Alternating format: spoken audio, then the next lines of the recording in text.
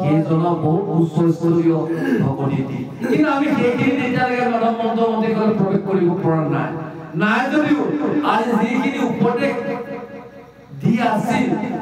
প্ৰাচীন ৰাজা আগত এই উপদেশখিনিক আমি অন্তত সোমাই ল'ব লাগিব কাৰণ আমি এইখিনি পূৰ্বৰ বাসনাখিনিক আমি অনিশ্চয়ৰূপে এটা মনৰ ভিতৰত কেনেকৈ কৰিব একেদিনাই এই কেতিয়াও নহয় যিমান চেষ্টা নকৰা আমি গোটেই যদি 24 ঘণ্টা একো নোহোৱাকৈ বৰ্তাতো তথাপি আমি পূৰ্বৰ বাসনা আমি ক্ষয় কৰিব নোৱাৰিম পূৰ্বৰ বাসনাখিনি ক্ষয় কৰিব পৰা একমাত্ৰ ভগৱন্তৰ বৈকুণ্ঠলৈ যোৱাৰ দুৱাৰ দৰি এইখন দুৱাৰ দৰি আমি যিমান ঘনাই আহিম মন দুৰাচাৰ মনি নালাগিব পায় মনত সোমাই লাগিব এই দুৰাচাৰ মনটো মানে শুনি থাক ভাগৱতৰ কথা লাহিব লাগিব নহ'ব সেইকাৰণে ধুনীয়াকৈ কীৰ্তন এটা ঘোষা দিছে দুৰাচাৰ মন ৰাম ৰাম ৰাম ৰাম কৰ্ণৰত চৈয়া বুলি পেলাই ধুনীয়াকৈ গুৰুজনে এটা ঘোষা লিখা আছে অলপ পাহৰি গাই দিলেহেঁতেন পাহৰি গাই আছোঁ আকৌ পাহৰিব আছিল যা হওক সেইকাৰণে আমি এই দুৰাচাৰ মনটো নাহিব পাৰে ভাগৱতস্থলীৰ মন নবহিব পাৰে নবহিলেও আমি কি কৰিব লাগিব এইখন দুৱাৰ দৰি এইখন দৰজাত আমি আহি সাধু সংঘৰ লগত যদি আমি এনেদৰে ভাগৱতৰ কথা শুনোতে এদিন শুনোতে এদিনাখন এনেকুৱা হ'ব সেই বাসনাবোৰ তমগুণ ৰজগুণ দুইটা সমাপ্ত হৈ ভগৱন্তৰ প্ৰতি যেতিয়া মন বহা হ'ব সেইদিনাখনৰ পৰা আমি সপোনবোৰ দেখা এদিন এনেদৰে কৈছে সেইদৰে সেই টোপনিৰ অকণমানো দুখ নাই তমগুণ দুখ থকাৰ কাৰণে মনত পৰাৰ কাৰণে আজি দিনতেই এইবোৰ নানান ধৰণৰ সপোন দেখিছিলোঁ বুলি এইবোৰে সেই নাৰদে প্ৰাচীন ৰজাৰ আগত কৈ জাগিয়া থাকোঁতে কতো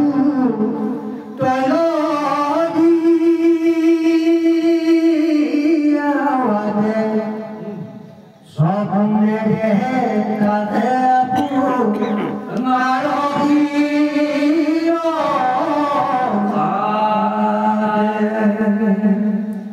নিত্যা দুখে সকলে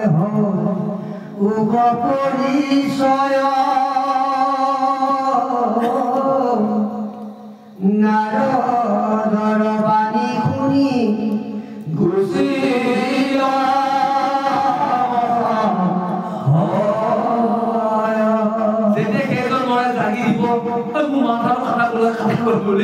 তোমাৰ কি কৰিব তেল আপোনাৰ মোৰ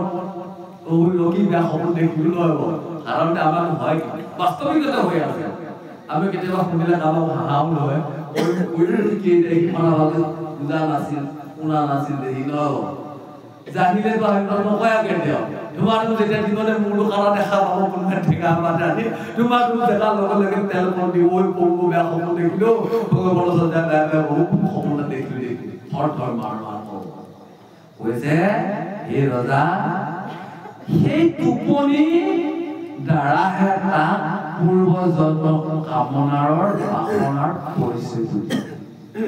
চাওক আমি তেতিয়াহ'লে আগৰ জন্মত কিমান মাছ মাৰিছিলো হয় কিমান মাছ নকৰীয়া মাৰিছিলো নহয় আজি আমাক সপোনত দেখায় এই কথাটো কিয় কৈছিল আমি ৰঞ্জন আখ্যানত প্ৰৱেশ কৰোঁতেই দেৱকী নাৰদে প্ৰাচীন ৰাজাক এইখিনি জ্ঞান তত্ত্ব দিওঁতে ওপৰৰ পৰা মস্ত এপাত ডেগা লৈ এই যে পৃথিৱীতে যুদ্ধ কৰি পশুমাহৰ বহি আছে এইটো দেখা পোৱা ভয়হে আজি প্ৰাচীন ৰজাই জ্ঞানখিনি বিচাৰি আছে বুজি পাইছেনে আৰু সেইখিনি ভয় আমাৰো আছে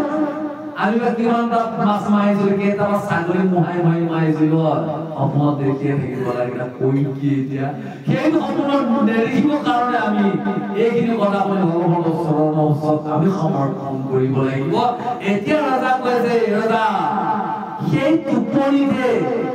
তোমাৰ মনৰ ভিতৰত কি বাসনা আছিলে সেইবোৰ মনত পৰে নহয় কোনোবাই আকৌ বেলেগ সপোন দেখে আপোনালোকৰ নকওঁ বুজাই ক'লে আকৌ বেয়াও লাগিব ন প্ৰত্যেকে বুজি পাইছে সপোনত যদি কোনোবাই এনেদৰে কিছুমান পূৰ্বজন্ম বাসনা যদি সপোনে আজিৰ পৰা মনত ৰাখি লিখিল এইটো জানিব টোপনিয়ে আপোনাৰ পূৰ্বজন্মৰ কামনাটো খুব জগাই আছে হেনো জানে কোন বাক্য সেইবোৰ কথা যাব কোনজন ভকত ক'ব কাগত ক'ব নিজৰ প্ৰতি আগত কিয় নক'ব নহ'ব গতিকে হেন জানি কথাটো জানি আজিৰ পৰা আপোনালোকে পুৰিভাৱে বিশ্বাস কৰক দেৱৰ কিনাৰলৈ পোৱাৰ দৰে এইজন ভগৱন্তৰ চৰণত মনটো সমৰ্পণ কৰি প্ৰভু এই দুৰাচা মন সমৰ্পণ কৰি তুমি মোক কোৱা এই কথাটো শুনি আজি প্ৰাচীন গহিৰজাৰ মনৰ সংশয়টো সন্দেহটো নাইকিয়া হ'ল বুলি বৰ্ণন গ্ৰহণ সময়ে যেন ৰাহুৱে চন্দ্ৰক প্ৰকাশ কৰয় লোক দেশয় বেগত অৰহিমতে মাধৱক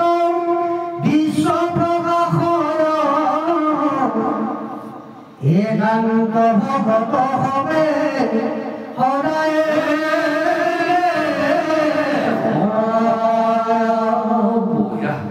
যাদৱ দেৱে হাবয় জীৱৰ তাব দেৱে প্ৰকাশৰ স্থূল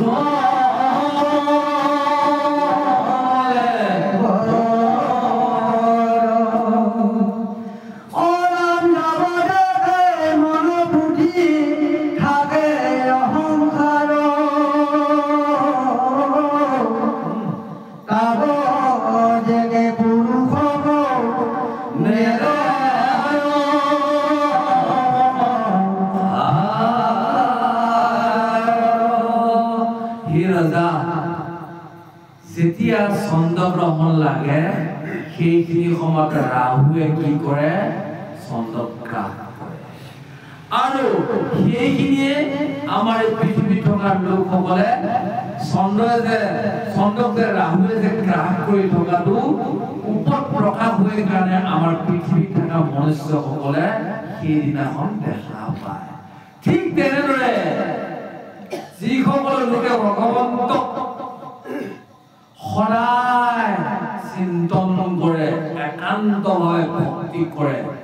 সেইজন ভকতে সদায় সেইজন ভগৱন্তক দিনতে হওক বা ৰাতিয়ে হওক সেইজনৰ কৃষ্ণক সপোনতে প্ৰকাশ হোৱা দেখা পায় চাওক ভকতি কিমান মন নহ'ব আমি জানিও যদি ভকতি নকওঁ তেতিয়াহ'লে সাৱধান আৰু কৈছে যিবিলাকে জীৱই কেনেবাকে যদি অহংকাৰত আছে কোনবোৰ অহংকাৰ মন আৰু বুদ্ধি অহংকাৰে যদি বিলীন হৈ আছে অহংকাৰ ভাৱত যদি কোনোবাই যদি আছে সেই সকলো লোকে এইখন সংসাৰত তাবলৈকে পুৰুষসকল নিৰয় সংসাৰত পুৰুষ মানে আত্মাৰ লগত থকা যিমানবোৰ ইন্দ্ৰিয় মন বুদ্ধি এই সংসাৰ সেইজনক কোনো দিনাখনে এৰা নহয় যদি অহংভাৱত থাকে এইটো স্থূল প্ৰকাশটো হৈ থাকিব যিহেতু থাকিবই কিন্তু মনৰ ভিতৰত থকা মন আৰু বুদ্ধি অহংকাৰ কোনো দিনাখনে কি কৈছে অহংভাৱ যদি থাকে তেতিয়াহ'লে সেইজনে কোনেও কেতিয়াও এই শৰীৰৰ পৰা এৰা দিব নোৱাৰে গতিকে আমাৰ স্পষ্টীকৰণ মনত কৈছিলে যে আমি মন বুদ্ধি অহংকাৰ ভগৱানৰ চৰণত যদি অৰ্পণ কৰি থাকো তেতিয়াহ'লে তাপখনে দেখে এইবোৰ বিলীন হৈ আমি ভাল ভাল সপোন দেখিম আকৌ যদি মনোমতি চিন্তক যদি ভগৱানৰ চৰণত অৰ্পণ নকৰো তেতিয়াহ'লে পূৰ্বজনৰ বাসনা আমি টোপনি গ'লে সাৱধান আজিপা যিসকলে গম পালে টোপনিত যদি দিনতে হওক ৰাতি হওক কোনোবাই যদি মাৰিব আহিছে গম পাইছে পূৰ্বজন্মত কেইটা মাছ পুৰি খাইছিল নহ'ব আৰু কত কিমান আছে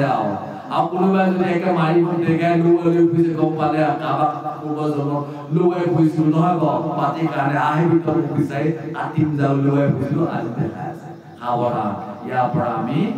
একো কৰিব নোৱাৰো বুলি সেইখিনি দূৰবাসনা ক্ষয় কৰা একমাত্ৰ উপায় হ'ল ভগৱন্তৰ চৰণত আহি ভগৱন্তৰ লগত কথা পাতি সাধু বৈষ্ণৱৰ লগত থাকি তেওঁ চৰণ অৰ্পণ কৰি থাকক এই বাসনা নিজে নিজে নিজে নিজে সমাপ্ত হ'ব এই কথাটো কোনে কৈছে জানে আজি নাৰদেও কৈ আছে সপ্তম স্কন্ধত যেতিয়া ভক্ত প্ৰহ্লাদৰ চৰিত্ৰ আহিব তাত স্পষ্টীকৰণ বৰ্ণনা আছে কেনেদৰে মনটো ভগৱন্তৰ চৰণ নিবেদন কৰিব লাগে খুদ নৰসিংহ ভগৱন্তে লগতে ফল লাভ কৰি যাওক